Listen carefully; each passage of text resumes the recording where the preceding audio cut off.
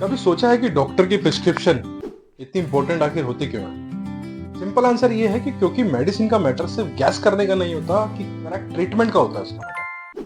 देखो, same fever सबको हो सकता है, बट रीजन अलग अलग हो सकते हैं। कभी तो वायरल फीवर होगा, कभी बैक्टीरियल इन्फेक्शन होगा, तो कभी एलर्जी, तो कभी कुछ और।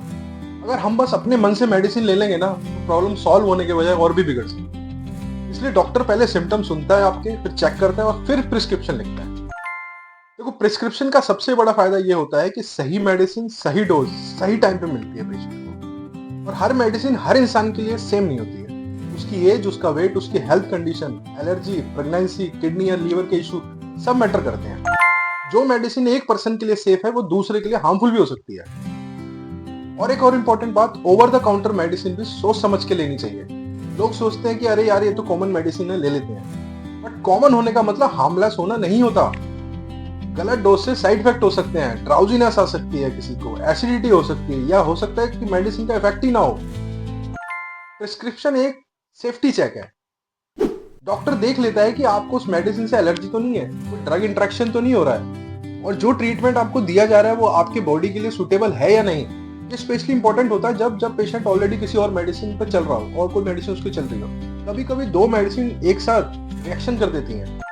और हाँ, प्रिस्क्रिप्शन से ट्रीटमेंट राइट भी होता है। डॉक्टर को पता रहता है कि आपको कौन सी मेडिसिन दी गई है, कितने दिन के लिए दी गई है, और अगर इशू सॉल्व नहीं हो रहा तो नेक्स्ट स्टेप क्या लेना है।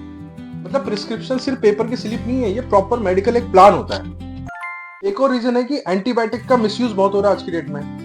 ये बहुत कॉमन प्रॉब्लम है। लोग बिना प्रिस्क्रिप्शन के एंटीबायोटिक ले लेते हैं, सोचते हैं कि मैं जल्दी ठीक हो जाऊंगा, 2 दिन खाऊंगा 2 दिन में ठीक। मतलब गलत यूज से एंटीबायोटिक रेजिस्टेंस बढ़ रहा है, और फिर फ्यूचर में वही मेडिसिन आपकी बॉडी पे काम ही नहीं करेगी जब आपको जरूरत होगी।